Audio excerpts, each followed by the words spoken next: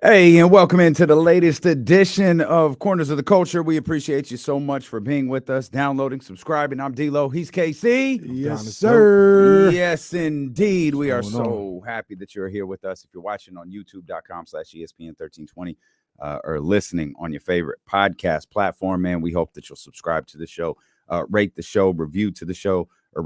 Let us know what you think about it. You can hit us up at D-Lo and KC, at Don is Dope.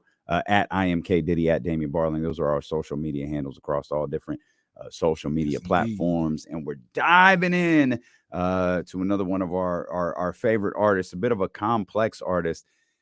And when he passed, we're talking Earl Simmons, DMX, Darkman X, a really interesting career with really interesting distinctions to him. He died back in April of 2021. And as is the case often when hip hop artists, musical artists, or just someone in the public eye dies, you kind of go back and consume their content, and you get reacquainted with the work. Like DMX passes, we know we love DMX. You go back to the late '90s, you remember how dominant he was in the hip hop game. But man, going back and listening to It's Dark and Hell is Hot was kind of tough. Why you say that? It was riddled with homophobic stuff. And I think it was Where My Dog's At when whoa. Like the whole first verse was like, it was like going back. Have you watched man, which one was it? I think it was Delirious. I didn't even say Delirious. Have you gone back and watched Delirious in the last like 5 years? It's I haven't, but I watched it like maybe 10 years ago, and I think that was the first time I had seen it, and I was like, is that like whoa? Like there's some funny moments, but damn. Yeah. It's homo watch waiting for him. And it's like, wee. Yeah, yes. Yeah. And it's like, man, and you try to come up with all these excuses as to why that stuff kind of went on that way. In hip hop, like homophobia was so prevalent. I mean, it's so prevalent in hip hop because it's so prevalent with black men. Yeah. And, going back and listening to some of those DMX records, it was like, oh, damn, X, like, chill. Like, man, this is a lot. There's no question. Like, that album is heat. Yeah. That album is a classic, like a legitimate classic. But I found myself when he passed, it was a little difficult to go back and consume in 2021. Yeah. Well, no, and I hear you on that, but I think it's like, yeah, you have to take it almost with a grain of salt because the times were different. He couldn't have put that album out, 10 years post. He couldn't have put that out in 2008 and been, not criticized heavily for it. But with all that considered, but it's wild that we just dismiss it as though things were different then. I know, no, it is, and and it really shouldn't be. We should actually look at it, but it's like hindsight. It's 2020. You know what I'm saying? I think as a culture, we've grown, to be more accepting just in general. But with all that being said, man, I just love DMX so much, man. Like to the point where, like, I was doing 100 miles an hour with my seatbelt off with an open bottle of Hennessy in the car. You know what I mean? Like, no bullshit. I don't know how I ain't get pulled over. That's not the way to go. Like you were. That is the views and opinions expressed by the dope ones are that of the dope now ones he alone. over there podding today. Yeah, goodness. It took 4 minutes. Man, that's a record. But before you know it, Kenny gonna have a question. I'm telling you. But nah, man, I just, I know DMX was a very complex individual. I know he had a lot of demons. But I think, I really honestly, in a genre where, being real is, so promoted heavily about who's real, I don't think there's been a more authentic artist, in my lifetime than a DMX. Someone who he really just poured his heart and soul, in a way that was, to me, more vulnerable than anyone, and he talked about his struggles with addiction. He talked about, his relationship with his mom, feeling abandoned, being a loner, you know, in and out of jail, baby mama drama, the whole nine. You know what I'm saying? The only other artist in rap history who I feel like is on that just level of sheer unadulterated authenticity is like an ODB. You know what I'm saying? And you know, those are the guys we really have to kind of look at through a different lens, because I definitely hear you about, you know, there's homophobia in it, there's, you know, hyper masculinity in it, you know what I mean? It's violent. It's, I mean, the fucking album is as dark and hell is hot. Yeah. You sitting up in the trunk starting to rot. You know what I mean? So I mean, X was coming from a really, you know, really dark place, you know, in his life, but you know, as time went on and as we got to see him, you know, kind of evolve a little bit, some of those layers started to peel back. You know what I mean? So I mean, I just love X. You know what I'm saying? I just love him. I think he's one of the rare gems in the game. You know.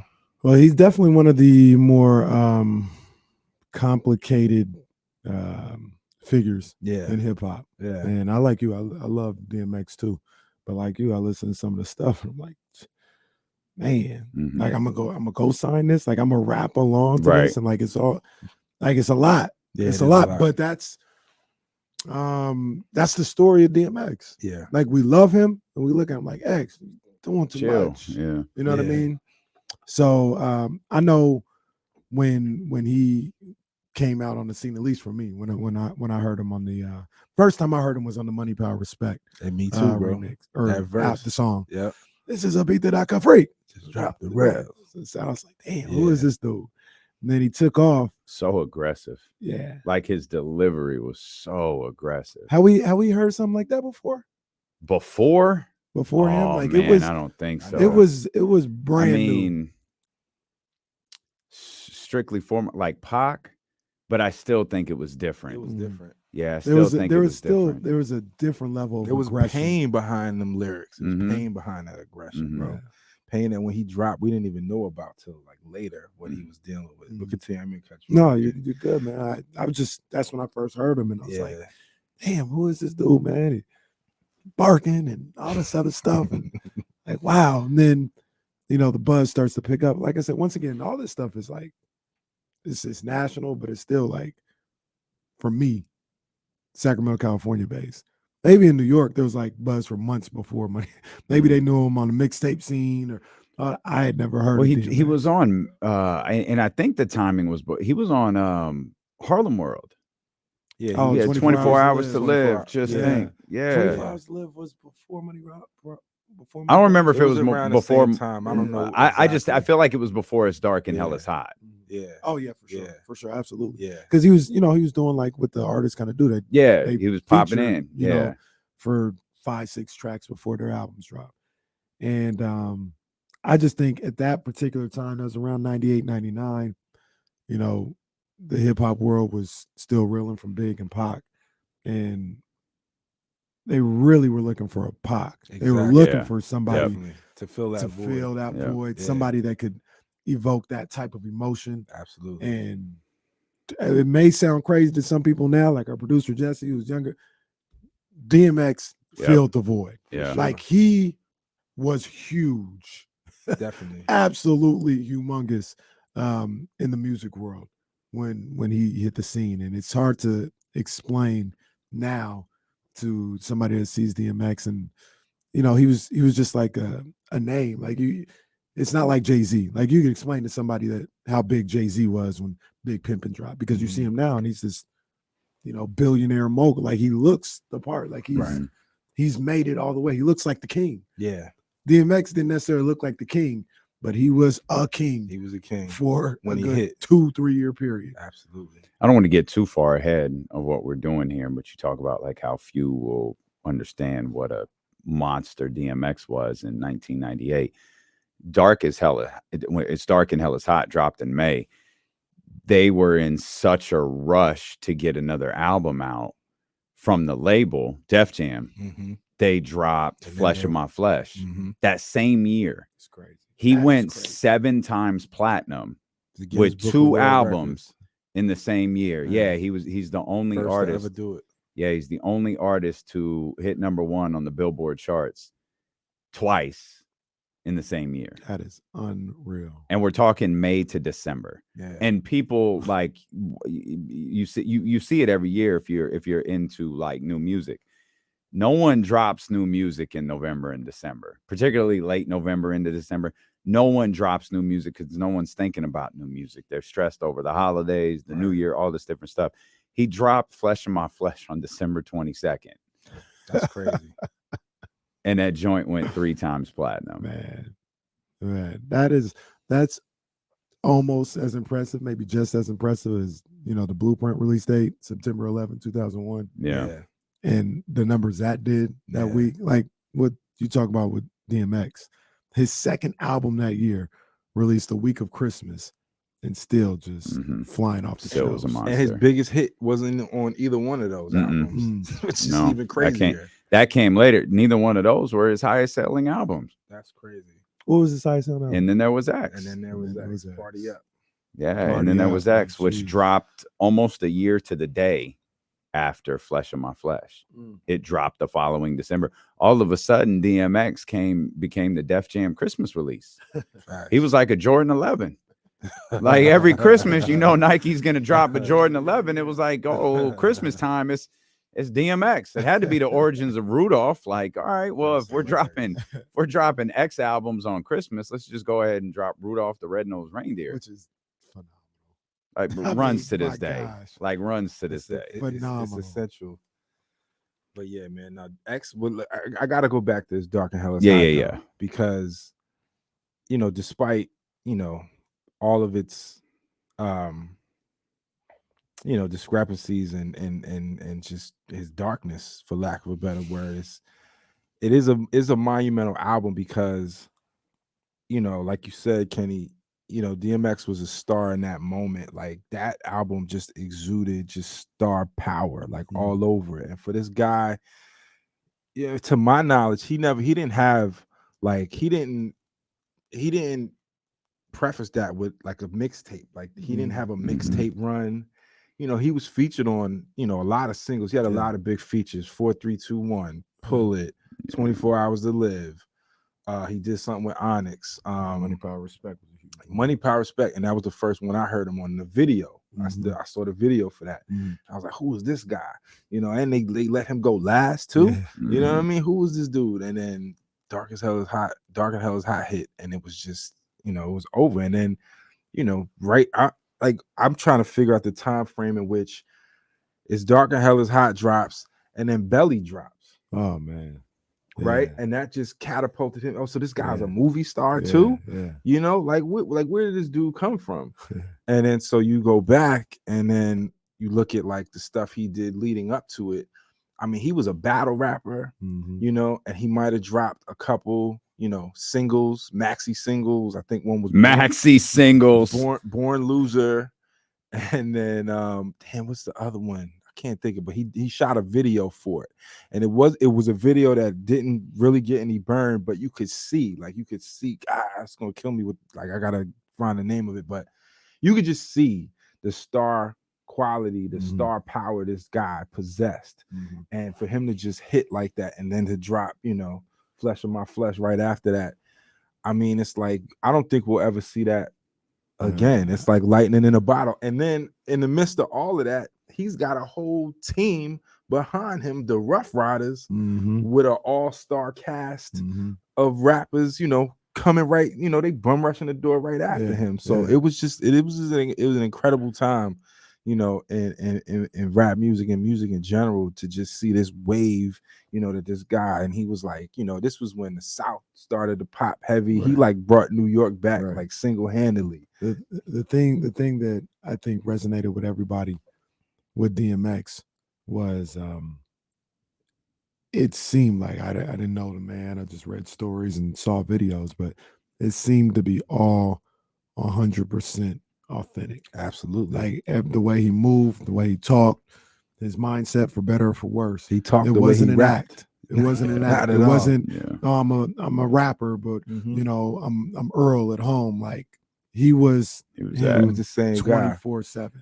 And like I said, it's for better or for worse. Like some of it got him. It was a bad look. Like it was a bad look, but it was authentic, and I think that's what people gravitated to. I think that's what people always gravitate to, especially in the music. And when we hope it's never authentic, like in a destructive way, like when we talk about, you know, murdering and killing, like we don't want that to be authentic, but just the pain and the frustration and the like, anger. It wasn't an act. Yeah, like it wasn't an act. Like the things you talked about it. Both of you guys talked about it. The things that he was going through. And it's uncomfortable to think about it this way, but it was all real. Yeah, like we were watching this. This was all real. Everything, every emotion was real, and we watched it, and we gravitated to it, man. And man, it's just so complex, man. It really is. It's a complex dude. To follow up on what you asked a moment ago, Donnie, It's Dark and Hell is Hot came out in May of 1998. Belly dropped November 4th of 1998. Flesh of My Flesh dropped December 22nd, 1998. Wow, that's crazy. Wow. I could have swore Belly dropped in 99, but you're absolutely right. It came out in 98. Do we like Belly? I mean, I love it. It's Visually, yeah. Aesthetically, the story's terrible. Yeah. It's The hard. story, not the a acting good- is all bad, but I'll watch it every time. Like if it's Yeah. on, I'm definitely watching Belly. Yeah, it's Simple just as that. you know, an hour long, you know, Hype Williams video. You know, the dopest part is the one love scene, but you know, DMX. Well, it's one of the coldest movie opens. That intro, yeah. The intro, yeah, Come on, the beginning of the movie is on. insane. yeah, that shit's iconic for sure. But every- that's again the visual style of it. I think was what Should have was- worn my Belly hoodie today. I wouldn't even. If Oh, a man. smart person would have had his DMX hoodie available over at the I don't know if it's dopeones.com. I don't know if it's my favorite movie, but if I see Belly on, I'm watching it. Yeah.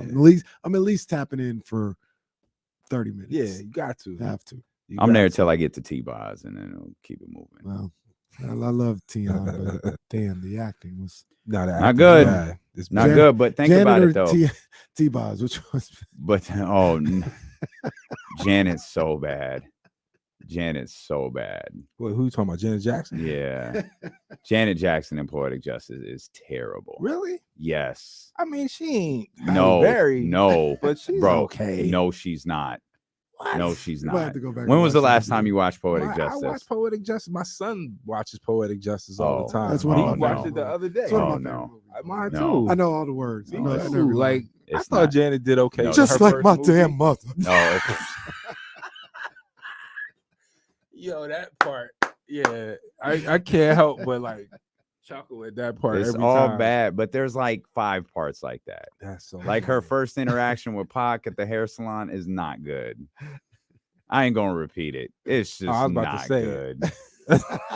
Yeah, see, no good, man. No good. Oh man, but yeah, I like Belly. Nah, man, Belly's dope, man. Belly's dope.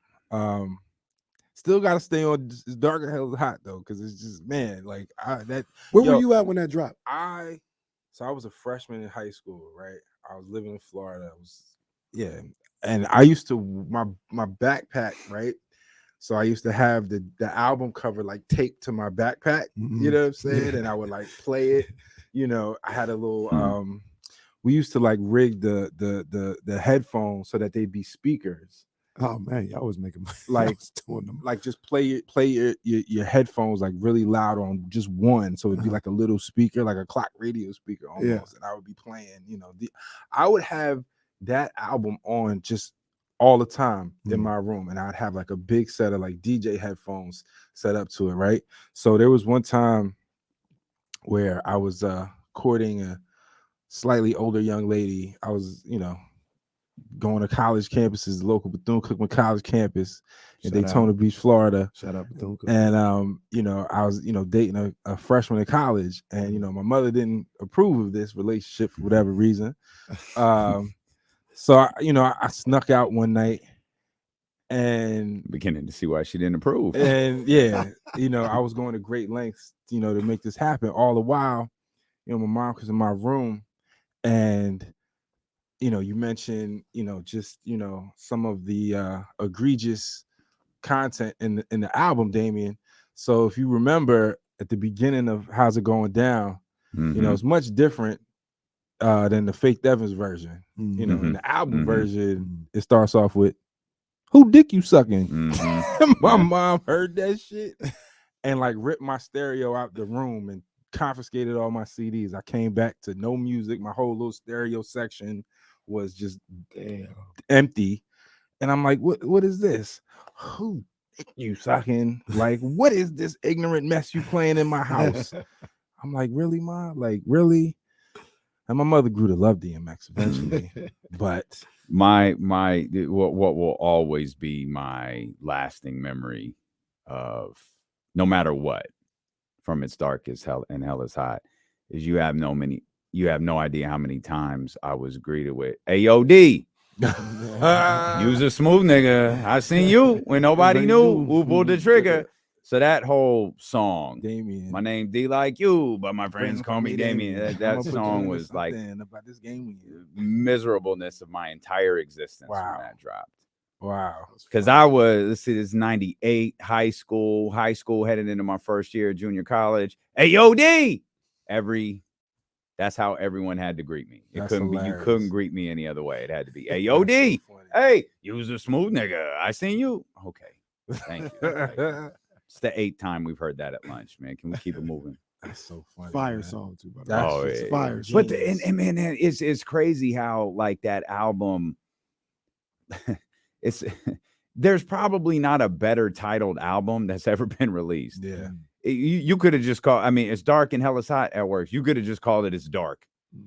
Because that shit from the not just the lyrics, like we're focused on like the lyrics and the delivery. Yeah. The sound of it. Yeah. The sound of it is super unique. The sound of it sounds like the score of a horror film. Yeah, definitely. You listen to some of those, you know, we just mentioned Damien. You listen to what some of that sounds like. It sounds like, you know, Freddy Krueger about to get you in your dreams. Nah, for real. It's like the intro, that ominous doom that comes on. One of the more underrated. That intro it just sets the tone for the whole album. And he's like a slasher rapper. I don't know if that's the thing, but that's I mean, it's like a slasher rapper. What's the Flesh of My Flesh album cover? Right. Yeah. Covered in blood in a bathtub. What the hell is that? That was another thing that mortified my mother. Like, why do you like him? I'm like, he's dope, ma. Just give him a chance. You don't understand. And then when y'all gonna make me lose my mind, she loved that. She loved that shit. That took a while. Yeah. What was it? But Rough Riders Anthem was first. That didn't do it? Nah. Really? Not for my mother. No. Moms, I don't think. Nah. It's and in the video too. Yeah. I bet mom at a Kings game and Rough Riders Anthem. Come on, whoa! That's a Rough Riders. I bet she know it now. Maybe now, yeah. But it took party ups for a lot of moms to come around. You know what? The moms didn't necessarily come around on this one, but the ladies, the star power was on full display with How's It Going Down. We just talked about like what that album was, and in an instant to be able to switch it to How's It Going Down. Yeah. Superstar. Yeah, for sure. Superstar. Like that was like Rough Riders Anthem, Get At Me, Dog, all this other stuff. Right. Look, you just Get At Me, Dog. All this other stuff. And then I'm politicking with this chick and wondering if I'm gonna creep her. Like, oh, we slow it down now. Switched You it talking up. about like you got it talking about a girl and it's phenomenal to me. No, It's phenomenal. The star power is absolutely phenomenal in that moment when he's able to switch all of that stuff and then come with it. How's it going down? People walking around greeting each other with growls. Like everybody was growling for like 2 years. Man, growling, barking. Oh, you think my Doc Rivers, my DMX is one of my best. Yo, Donnie, what's good, my guy? We out here, you know what I mean? I'm doing the Corners of the Culture with my man, Damian Barling, and we just talk that talk every time we're out here. Yeah, that's solid. It's got strong Doc Rivers vibes. Everything comes back to Doc. It's got strong Doc. Everything comes back to Doc and Chris Broussard. It's well, Chris Broussard when you get loud. Yeah, Chris Broussard when you get loud for sure. Yeah, but that dude is funny. Yeah, without trying to be. No doubt. So did you both you guys feel the same way about Flesh of My Flesh? Yeah. As Dark as Hell is Hot? You didn't? I did. I thought it was. So no, I didn't think it was as good an album, but I think it was a great follow-up. Yeah, I just thought it was like really different. Like Really? I didn't feel like it had that. It had darkness. It didn't have the same grit to it. That's right. Yeah. It It had was a little more darkness to polished. it, but it didn't have the same like gutter sound of Exactly. It's Dark and Hella Side. I mean, No, it I agree with essentially you was on that. Probably rushed, And like, that's it what probably happened. Like shouldn't with have came every out. album. Yeah, no, exactly. It was Mhm. rushed, but I think people just wanted to cash in, you know, Mhm. on the DMX train, and then every album got more sort of commercialized. Mm. You know what I mean? Even though Slippin' was on, Slippin'. and then there was X, Mhm. right? So No, he no, was, no, Slippin' Slippin' was on Slippin' Flesh of My on Flesh. Flesh of My Flesh. Okay, right. Was So a yeah, smash. no pun intended, but he was able to slip that one in there Mhm. and give us something real, which is like one of his most personal songs Mhm. ever. You know, and a lot of people's favorite. You know, because it gave you more insight into why he was growling and why he Mhm. did have so much pain, you know, behind these lyrics. And I think with all the success and the fame that DMX, you know, garnished, it couldn't erase that pain, Mhm. and it only magnified it, you know, Mhm. because shortly after, I mean, not even after that, before that, I think I remember hearing like stories of him on the set of Belly, like, you know, just going like AWOL and being Mhm. missing for days. And, you Mhm. know, it started to unravel for him really quickly because Mhm. all of his demons, you know, they were just at his disposal. You know what I'm saying? And I keep going back. That's a great point. And I keep going back to why he was as big of a star as he was, why we loved him, because everything was on full display. Yeah. In this culture, in this hip hop culture, you got to be the man at all Yeah, times. for sure. At all times. And he was able to tell you he was the man. He was the dog. Mm-hmm. He was that alpha male. Mm-hmm. And then in the next verse, talking about, I'm hurt, man. Yeah. I'm so hurt right now. Yeah. You know, I got things that I can't get past. I'm going to cry on the track, and it's real. I'm so hurt. I'm so broken right now. Yeah. And that was something we didn't see in hip hop like that. I mean, he would cry. Like, I don't know if it was the Hard Knock Life tour or if it was the Rough Riders Cash Money tour, but he would, you know, say a prayer.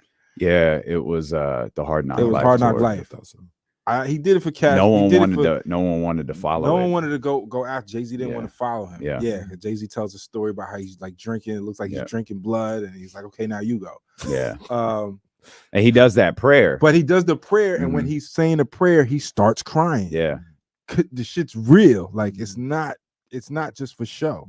It's real. Like, he's really, like, I remember there was a time when he would talk about wanting to be, you know, a pastor at a certain point, because he really was trying to find solace, you know, in you know, the Lord, and escaping essentially all of this pain that he was dealing with. Yeah. So to your point, Kenny, no, we had never seen an artist, you know, of his caliber, you know, take such hard turns from, you know, the cool street, just gutter, you know, solo dude with the dogs, you know, screaming over tracks, to, you know, a slipping, or how's it going down, or the prayer.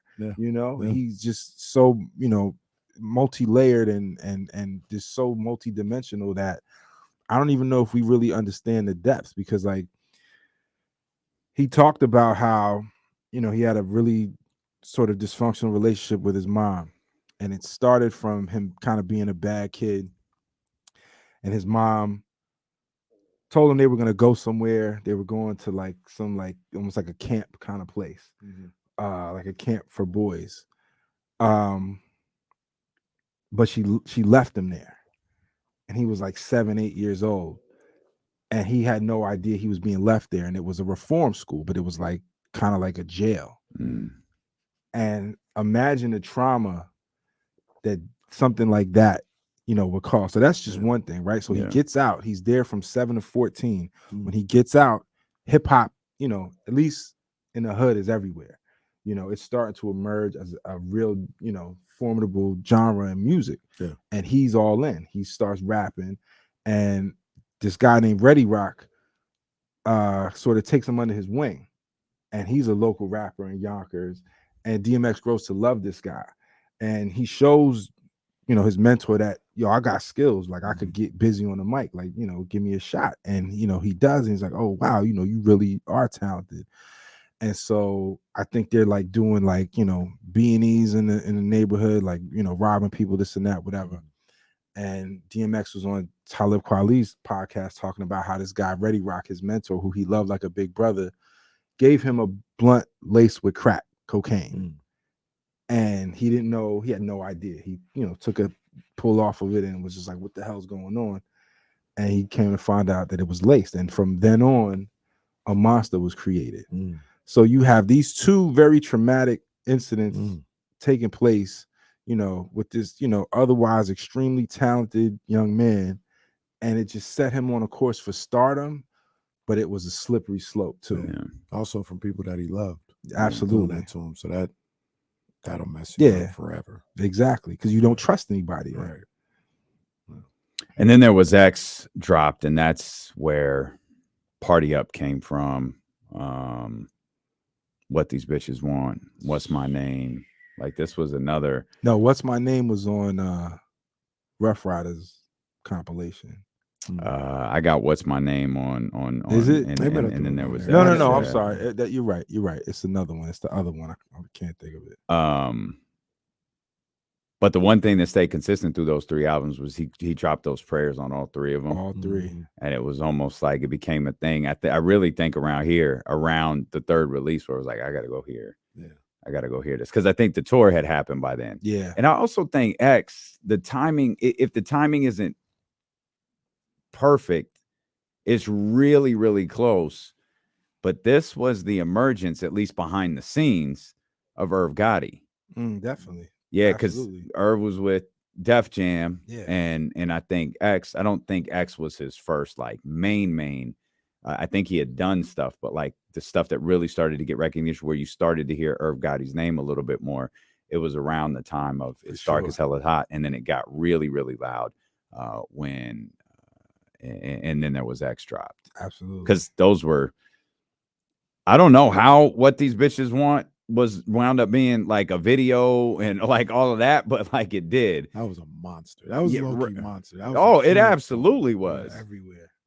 And you got what at the time Cisco was as hot as anybody as well. So those two linking up, and then the song is fire. Yeah, it is. Yeah, that was a beast.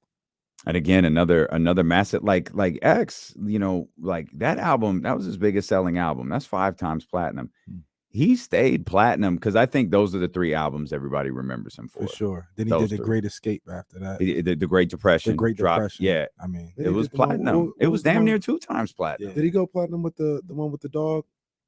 I mean, they're all dog, but on the cover, Grand Champ. Yep. Yeah. Because that had 3 songs I think on there that were pretty big. There was Kanye. Where the Hood At. Where the Hood At was huge, and then the dog. The son. They don't know.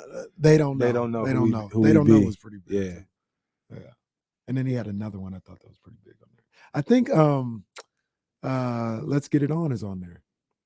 Underrated DMX track. X Gonna Give It To You is on that too. Give It To You, yeah. That was a radio smash. Yeah. X Gonna Give It To You. So that's what his he got a lot of albums. His 5th album. That's his 5th. That's his 5th album. That's Grand Champ. That's his. Yeah, that's that was Grand probably Champ. like the last that was it. notable. Yeah. 3 years later, Year of the Dog dropped. Because he went to jail after that album. Yeah. Yep. For a minute, he did a minute. 3 years later, that's the one that had They Don't Know. Great Depression. Yeah. Great Depression. Right. Undisputed dropped, and that was 6 years after the last album, which isn't going to have anything notable for you. And then Exodus dropped in 2021. Hall of Fame career, man. Definitely. Hall of Fame Definitely. career. But it's just like for him to have such highs, he kind of went out, just kind of unceremoniously, to see his decline, to see, the jail stuff. And well, he dropped one album in like 9 years after Grand Champ. Right. And I don't know what it does. Like the industry had started to change in 2003. Yeah. When Grand Champ dropped, but it's got to be difficult on multiple levels when you're being pushed to drop 2 albums in the same year, and you're 4 times platinum and you're 3 times platinum, and then you drop your biggest album and you're 5 times platinum, and then you fall off, but you're platinum. Like you fall off and you've got records on Rap City.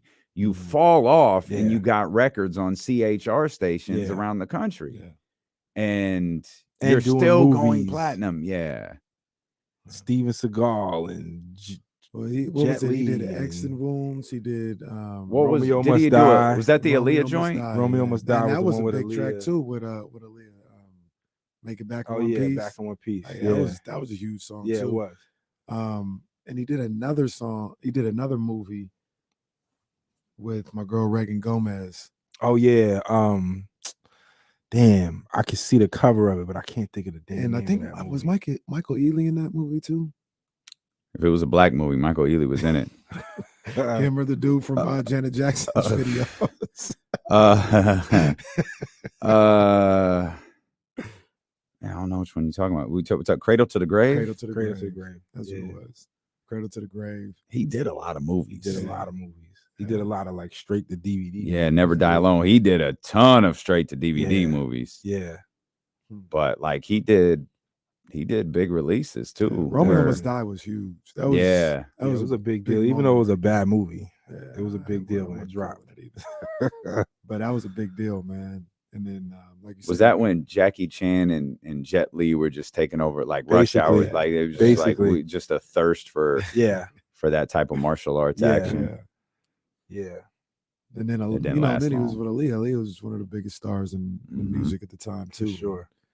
He was one of the biggest stars too. So I mean that added to the whole hype. experience. Yeah. It's Janet and Pac. Yep. Right? It's Janet and Pac in a different era. Yeah. Do you guys, I got a question. Yeah, there it is. Cut cut this, Donnie. Here it is. Do you guys think because I talk about a lot, like sometimes these people, these groups, these record labels, Suge Knight it was never meant to be here for a long time. We talk about how DMX ended. Do you think he falls in that category where he never had the infrastructure in place as a absolutely man and as an artist to be here for a long time? Like it was gonna fall apart at some point. So unfortunately, probably around the Party Up, and then there was X era, Romeo Must Die era. I had a cousin who was dating this girl, and he was like, the girl was sort of in like involved in some way in like DMX's camp. I don't know the details, but he knew how big of a DMX fan I was. Like I had Rough Riders, everything, and just DMX is all I talked about, all I listened to at the time. And he was like, "Yo, I hate to break it to you, but your man's a functioning crackhead." I was like, "What?" It's like DMX. He's a functioning crackhead. I was like, "How do you know that?" Like he's like, "Oh, well, I date this girl and da da da da da." And she talked about how he just casually smokes crack and he can afford it because he's a millionaire. And I'm like, I was ready to fight him. I was like Denzel and Malcolm X. Nigga, don't you ever say anything against DMX. That was a good but you wild, bro. But lo and behold, the shit was true. And I think just his demons and his struggles, his addictions, and the lack of infrastructure, the lack of people around him, because he always credited like his first wife, of being like the only person who he felt like really had his back. But he was also, there was Keisha, Letitia, Tanya. Let me ask this then. Let me ask you a question. Is this thought? So what year did you say you got that line about a functioning crackhead? When did you say that? I would say I was still in high school, so probably 2001. I was getting ready to graduate. So we're 3 years removed, 2001, 2002. That'll put us in. That's the Great Depression. That's the last big album. So he even though the album was hot, even though the singles were there, he had kind of peaked at that point, right? And we started to get more information on him, and then he was around for a while before he passed. But you mentioned is he one of those guys who was never meant to be around here for a long time? He didn't have that infrastructure. He was going to bring his genius, and it was going to have that end. How much of that is like hindsight? Because I think about like what did we think like just before The Predator dropped about Ice Cube?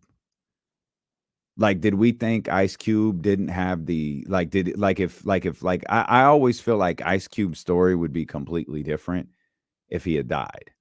Like if Ice Cube had died before The Predator came out, he would be regarded as he'd be Pac. Yeah. He'd be regarded as the greatest hip hop artist of all time because all that stuff that came out was just heat and fire. And if he had died, I think people would have said the same thing because they would have listened to what he was saying. Oh, he didn't have the infrastructure. We know that that's not true because we know Cube's story now. Right. But at the time, all we knew was the lyrics. Right. Like Big's thing resonates a little bit differently. Like we know Big was a drug dealer, but he wasn't a drug dealer like Jay was a drug dealer. Right. Jay was a drug dealer making hundreds of thousands of dollars. Jay was a drug dealer funding everything he does now with that money he made back then. Right. Big was a drug dealer, like the dude you got your weed from or your crack from or your coke from or whatever. That's guy. essentially what he was. He didn't really go out of town. But we know Big's story now. Right. And Big, even though he gravitated toward the streets and did all that, he didn't go through what X went through. Like he didn't go through what Pac went through. He didn't go through what some of these other guys who are so closely associated with the street. So I wonder how much of DMX's story is it playing out over such a long period of time from when the Great Depression came out in 2001 to when he finally passed away. We're talking that's like 20 years later that he passed away. Right. And he was in the news so often. You mentioned going to jail, all of the different things that he was associated with. And DMX constantly became it's a damn shame what happened to DMX reference. Right. Yeah. And I think when I say that, I don't mean like not here to make it as he was going to die. Just as like somebody that like Jay is here. He's a, I don't mean to make it sound like, but he's a functioning artist if he wants to be. Like he can do whatever in society. He's not in and out of trouble. He's not like I at the time we were 17 years old, so we didn't know anything. But it's like it's the way we look at today. Look at like a young boy as adults. Yeah, we're looking like this kid's wild. Yeah, exactly. Like I know where this is gonna go. Exactly. This kid is wild. Yeah. I think if we were our age looking at DMX in 98, 99, like that's a wild dude. Yeah. Like this could go left. really bad. Yeah. And I think if we would have at 17, I wasn't thinking about that. Yeah, me neither. But I think if we were like now looking at DMX in 98, 99, we'd have been like, yeah, I don't know how long that's gonna last. Right. And I think, I mean, yeah, I was totally naive to that. Like when my cousin said what he said, there was no, like, it was beyond the realm of comprehension that DMX was a crackhead. You know what I mean? Like that was just, you just a fucking hater. Like, just shut up. You know what I mean? Like there was no way. What'd you say to him? You said, don't talk. Don't you ever in your life, with the finger too, in your life, say anything against DMX. Against DMX. Yes, man. That's funny. Bro, that's funny. That's funny. Facts though. That is facts though. But that, all jokes aside, you wild for that. I'm gonna tell you that right now, bro. I ain't even gonna be able to look at. I ain't even gonna be able to look at you the same no more. Hey, you see the jacket? You see the jacket? My whole perception of you just changed. Don't you ever? I could have hit him in the head with a bottle that day, man, for real. But all jokes aside, though, man, like that addiction is something that is, I feel like a monkey is hard for a lot of people to get off their back. In fact, I liken DMX's career to that of this might be a hot take, but to me, in a way, his career is parallel to Richard Pryor. No, I don't think that's a hot take. I see where you you're see going. The parallels, I right? see where you're going. So, as great of an artist as Richard was, his decline was tragic. But it's because he could never get that monkey off his back. He could never shake that. And I think with DMX is a genius who was taunted by his demons. And the demons just got the best of him. And that's a hell of a call. I even go a step further. Who I thought you were going to say is I'd say Mike Tyson. See, I was thinking of Mike Tyson, but Mike Tyson did a full 180. He had the redemption. He had the redemption. He was able to live through it. Right. And DMX at the time, DMX was fine, right? By the time of his passing, like he was okay, right? Nah, Like he wasn't okay. He wasn't getting in trouble. He had just got. There's a documentary on HBO about like it's kind of like the last days of DMX, pretty much. He got out of jail. He's having financial problems. He's trying to do another album. He's trying to do another movie. He's trying to get back on his feet, pretty much. Right. And everything is just, literally slipping. Right. It's slipping, falling. Like, and he wasn't able to get up from this shit. With Mike, I think the difference between like a Mike Tyson and an X, Mike had the coke problems, and he's Mike Tyson, but it didn't start in adolescence with him. He didn't start doing coke when he was 14. Right. DMX smoked a lace blunt with crack cocaine when he was 14 years old. Yeah. That's like, he's gonna be chasing that for the rest of his life. You're right about that. I only thought Mike, more so not because of the ending, but because of the beginning. How Mike came from Brownsville, Brooklyn. Nothing. Yeah. Like nothing. The gutter and seen so much. And, absolutely. And was, in a different way. Not the same way that you talk about, but he was a tortured kid.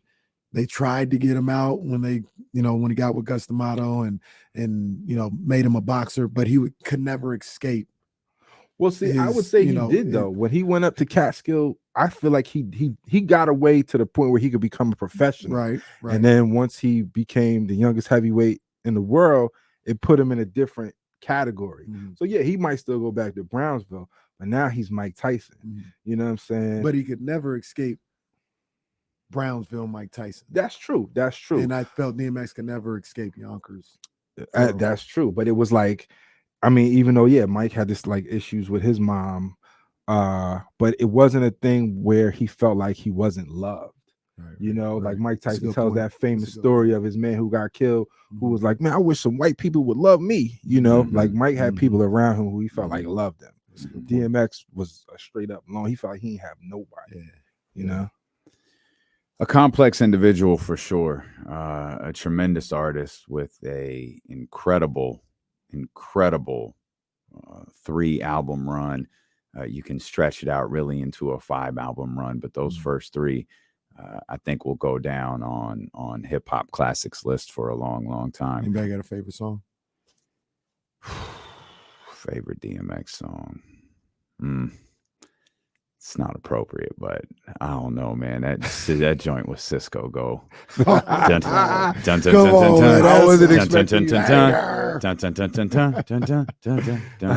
banger. The crazy, and real quick, I know we're about to get, but the underrated thing I think about DMX is like he could rhyme. Yeah, he could spit. Like he could rhyme for real, for sure. Man. You see those, the backstage thing with the freestyle, the cipher that he had with the one he did with Hov. Yeah, like he could rhyme. What he say? Put pinstripes across your windpipe. He could go. I love that song, Damien. I was probably gonna go "How's It Going Down." How's it going down? How's it. I do too, man. That's forever. We're gonna hear "How's It Going Down" forever. Oh man. I honestly, I don't have a favorite DMX song because it's just, I get this. It's like I was saying, like I was literally doing 100 miles an hour coming here because I was listening to X and he was just having me so charged up. But I have a favorite DMX moment, favorite DMX verse. It's the Money Cash Hoes verse. When he comes on that song, it's just chills. It's just chills. Jigger, my nigga, rhyme all night, dogs for life. He was going crazy. Bro, he was going. That's 101. Man. So that was going crazy. That's my favorite DMX verse for sure. Yeah, long live the dog.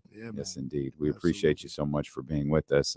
Wherever you are, if you're on YouTube, hit the thumbs up, hit the subscribe buttons. If you are listening to us in audio format, please hit the subscribe button, hit the 5-star review if you think you're worth it, if you think we're worth it, and leave a little review if you have the opportunity. Just a little one sentence, hey, dope show. Hey, I'm digging the vibe. Hey, I need more corners of the culture, whatever it may be. That just helps this show hit the algorithms more and get suggested to more hip hop fans who can be a part of what we're doing. Again, we appreciate you so much for being with us. We hope you'll be back here with us next Thursday on Corners of the Culture. Holla.